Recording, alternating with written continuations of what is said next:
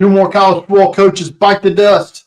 The Jets continue to suck and hold the top spot in the 2026 draft. Is Matt Stafford's early season play making the Rams rethink their draft strategy? We talk all about that, all of that and more coming up next on the Draft Countdown Show. Hey, producer, hit that new intro video.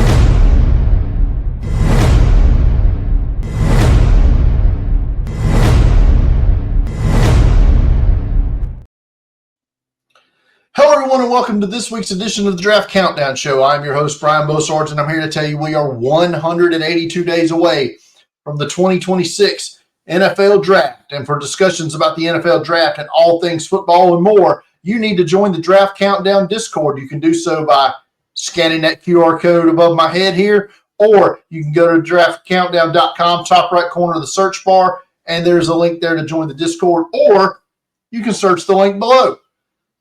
Below this video, there will be a link there. Yep.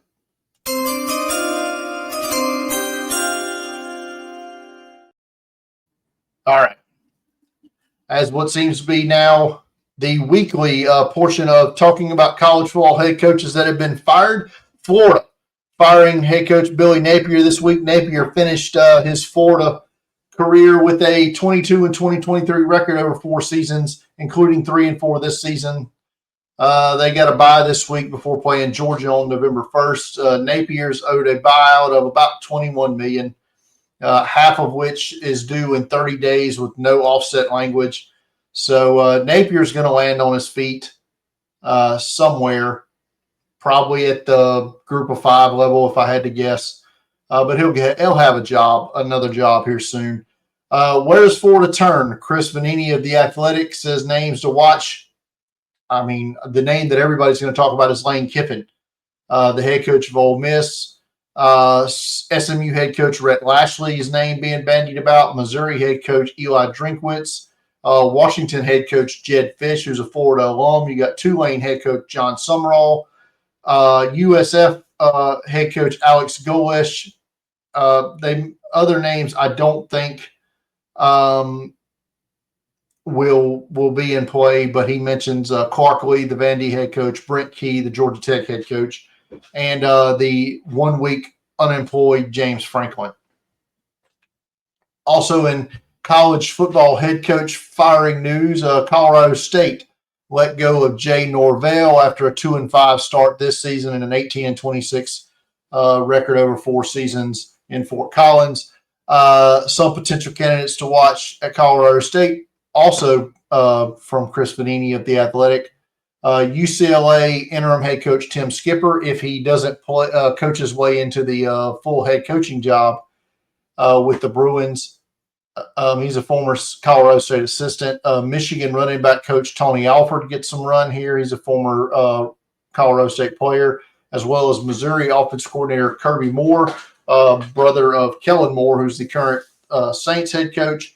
And one that I actually would be interested to see is Cal offense coordinator Brian Harsin, former Auburn head coach, but probably better as Boise State's head coach, which would be who he would be in that coaching level there. Boise State, I think, joins the new Pac-12. I think Colorado State's also joining the Pac-12. I can't remember. But anyway, I like Brian Harsin for that job. It's very interesting to me. Some injury news coming out of the college football ranks that affects the 2026 NFL draft. Connor Lew, the interior offensive lineman from Auburn, tore his ACL this past week, and he will miss the remainder of the season. He was the top-rated interior offensive lineman in this class, but only a third-year player, so likely headed back to school. I guess we won't know for a couple months, but I would expect him to go back to school, I assume at Auburn, but, you never know. And finally, in the news segment here, after a pathetic offensive showing against Oklahoma, Mike Shula is still employed as the offense coordinator at South Carolina. So, yeah. If you'd like to check out me trying to tweet through it, you can follow me on X at Deep Fried Draft. I had a bit of a outpouring of ranting Saturday following the rant I had on the podcast last week. I am not happy at all.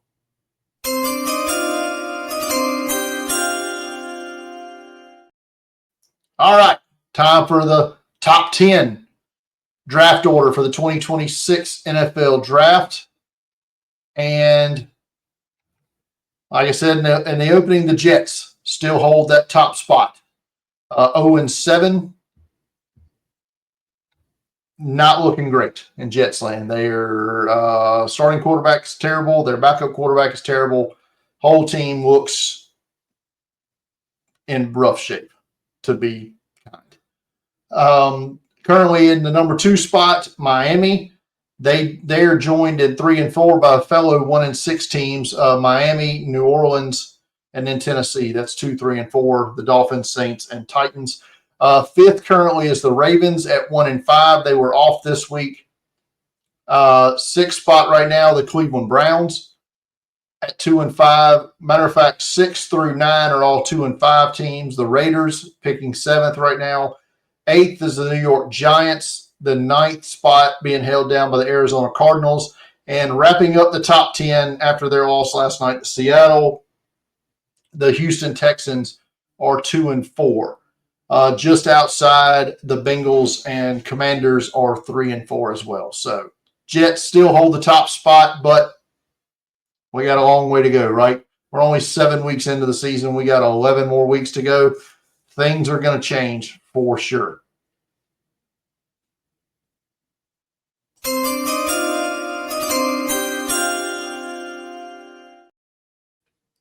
All right, let's look back at the top prospect performances from week 8 of the college football season. We watched 6 games last week. These are going to be the best performances from the games we watched a week ago. And we, generally speaking, have one offense and one defensive player to talk about that we feature here, and some other notable performances. Best offensive player last week. There were a couple of contenders early I thought would get this nod, and then Saturday night, Notre Dame running back Jeremiah Love supplanted that with authority with his performance against Southern Cal. Had 29 offensive touches, 265 total yards on offense, and 1 touchdown. What a game. What a performance. Some big runs, catching the ball, running the ball. He is by far and away RB1 in this class. I don't think anybody else is remotely close at this point. So, yeah, Jeremiah Love, great performance. Defensively, there was a handful of guys we could have named here, but in their loss to Arizona State, big game from Texas Tech edge rusher David Bailey. 5 tackles in the game, 3 tackles for loss, and 2 sacks of quarterback Sam Levitt. But like I said, Arizona State got the win. Big game for them. Some other notable offensive performers this week. Gunnar Stockton from Georgia, big game this week in their win over Ole Miss. 26 of 31 for 289 and 4 touchdowns, 10 carries for 59 yards and a touchdown. Stockton I think this was easily his best game since taking over as Georgia's starting quarterback, starting kind of with the playoff game last year. And then, throughout this season, I thought this was his best performance. against a decent Ole Miss defense. We'll see if he continues to stack performances as we go, but good performance by Stockton. Also a great performance by Louisville wide receiver Chris Bell, a guy I had as a top 6 or 7 receiver in this class pretty much the whole way through. He's creeping up into that potential first, early second round territory right now. A lot of people throwing out the A.J. Brown comparisons due to his size and kind of, way he plays. 9 catches for 136 and 2 touchdowns in their big win against Miami on Friday night. Another big receiving performance this week from Jordan Tyson, the Arizona State wide receiver, currently wide receiver 1 on my board. 10 catches for 105 and a touchdown. He just missed Sam Levitt, right? I mean, he had an off game last week in their loss to Utah. Levitt comes back. He's right back here, big game. Defensively, I like Miami corner Keontae Scott, transfer from Auburn, had a good game against Louisville in the loss. 9 tackles, 3 for loss, had a sack and a forced fumble. He's also been making great plays on the ball. I think he's a good slot corner, maybe even a free safety at the next level. We'll see how it goes, probably how he tests to determine that. Minnesota's front dominated Nebraska, and they got 3 edge rushers that made this board this week. Anthony Smith, Jackson Howard, and Carter Mins combined for 15 tackles and 7 sacks. 7 of the 9 sacks they had against Nebraska on Friday night. What a game for their defense and their blowout win over the Cornhuskers.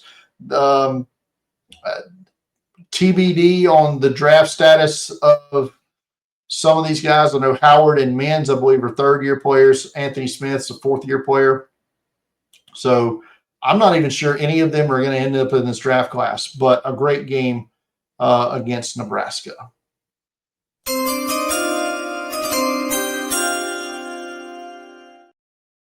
All right, let's look ahead to week 9 of the college football season, and we're only going to cover 4 games this week. We'll get into why a little bit later.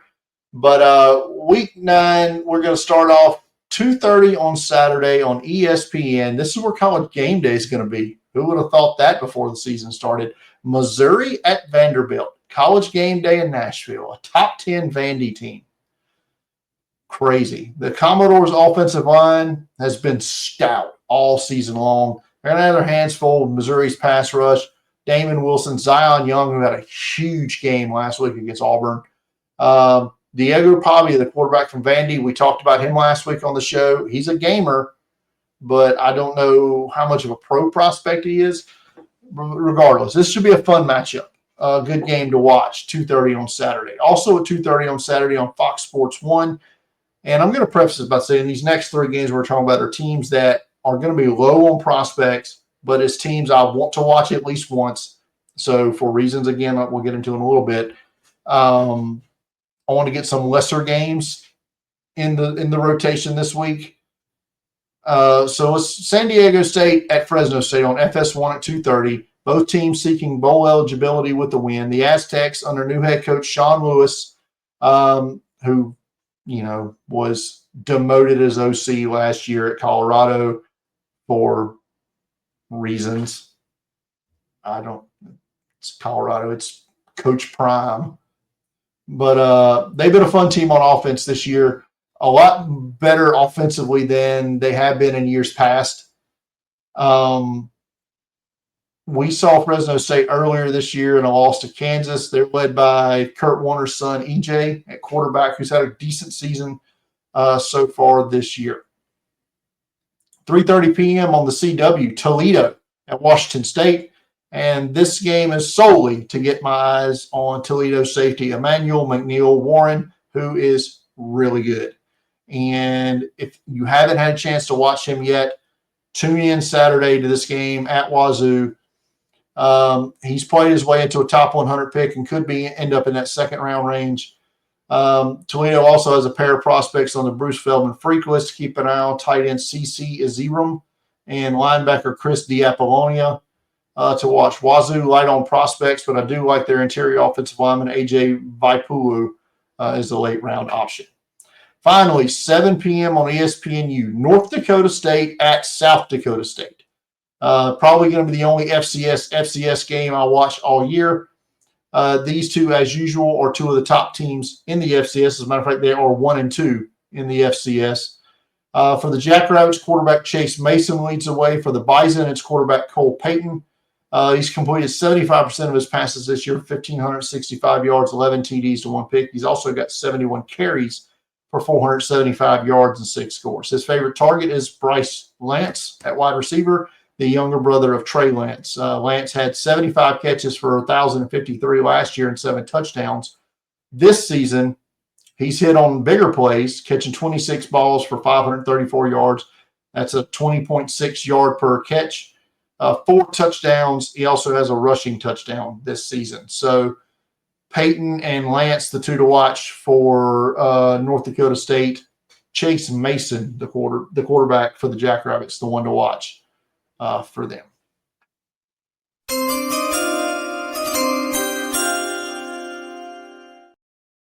All right, time for that Q&A segment of the show where you ask your questions on the Discord. We mentioned earlier the 3 ways to do it.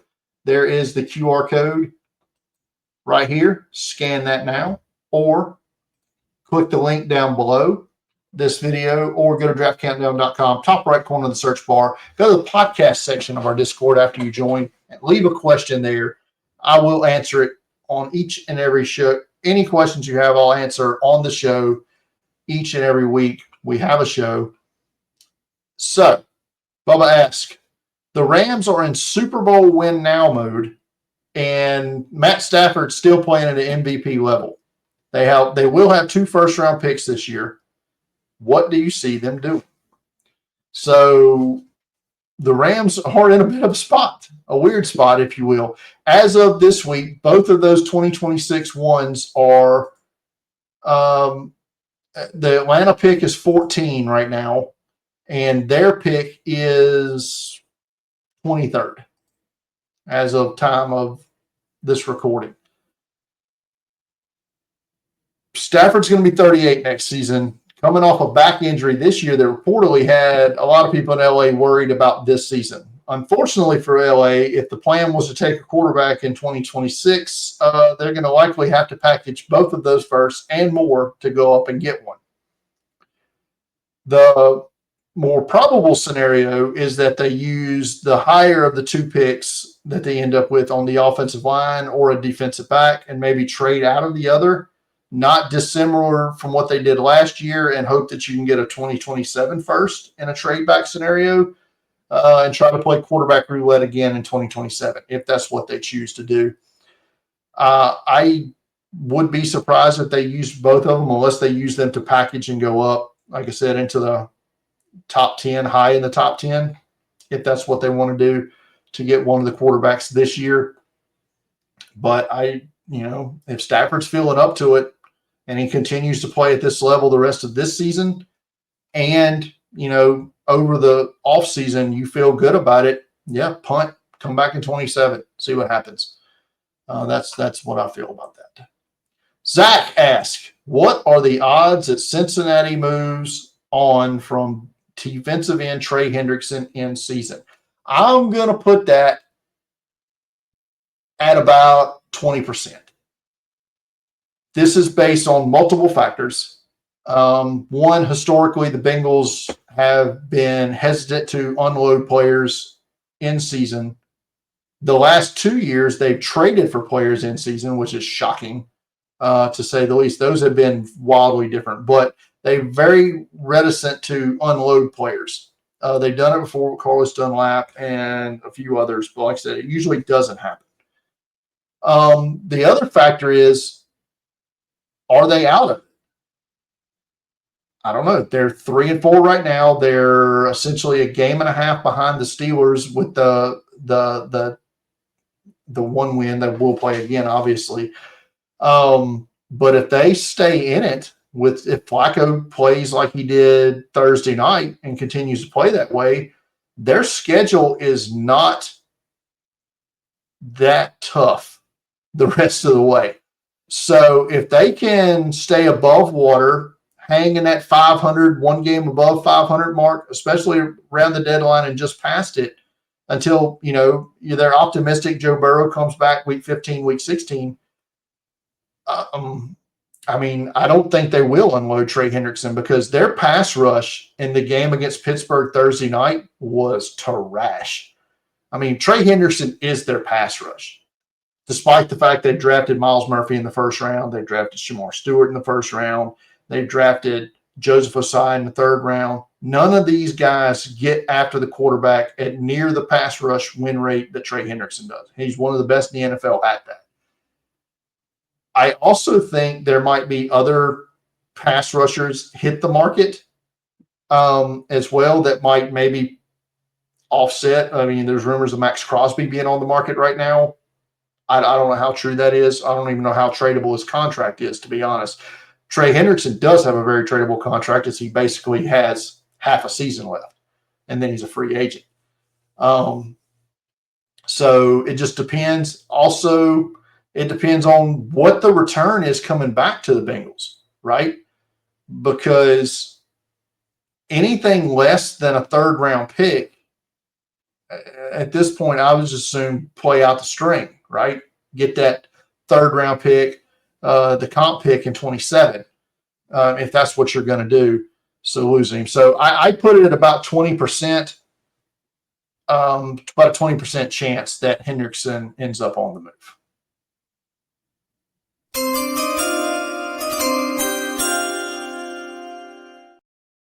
Final thoughts this week. And I want to talk about male midlife crises. That's right. Male midlife crises. Some men my age, I'm 46, for all intents and purposes, they'll buy a sports car or a boat or some other wild stuff like that. I decided during my midlife crisis that I would start doing competitive races, running races. It started with a few 5Ks around here, all built towards the 10K that I'm doing next week or this upcoming weekend at Disney, doing a Run Disney race. Then life decided to show me. I did my first official 10K in March. And after the race, I slipped going down some stairs and managed to blow both of my knees up simultaneously. No ligament damage, so there's nothing that can be surgically fixed, but basically all of my muscles behind the backside of my leg and my tendons are just swollen, and no amount of medicine I've taken or rest or anything relieves the swelling. So I can't jog anymore. So, but apparently I can walk faster than I could jog back in March now. So that's fun. So now I'm a competitive run walker, if you will, or speed walker, or whatever you want to call it. And so I'm heading to doing a 10K this weekend at Walt Disney World, Epcot. This weekend, and I'm ready. I'm ready for it. I'm pumped. I feel like I'm going to do well. I've set a goal for myself of finishing a half marathon, which is a 10K is 6.2 miles. I've set a goal of doing a half marathon, which is 13.1 miles. I want to do that before I turn 50. So I got a few years, but that's what I'm building towards. So that's my draft countdown's on a bye next week. We're going to take next week off, but we will have a show next week. My good friend, the madman himself, Shane P. Hallam, going to join me. We're going to record a show later this week, and it's going to go up next week. We're going to talk about 2026 NFL draft skill position players. So buckle up, everybody. That's going to be a fun show next week. You got that to look forward to. All right. So that's going to do it. As always, I want to remind you, like our videos, subscribe to the channel, share them out with everybody. It's good stuff, man. We're ready to go. Enjoy the lack of regular show next week, but we'll be back strong. We're going to have a lot of catching up to do, to be honest. 2 weeks worth probably of games to talk about. God knows how many college football coaches will be fired by then. Maybe Mike Shula will be fired by then. We'll see. Maybe Mickey Loomis will do something stupid. We missed talking about him on the show the last couple of weeks. So we'll give that 2 weeks. We'll be back with our regularly scheduled show the first week of November. So before that, as always, everybody, good night. See you. Have fun.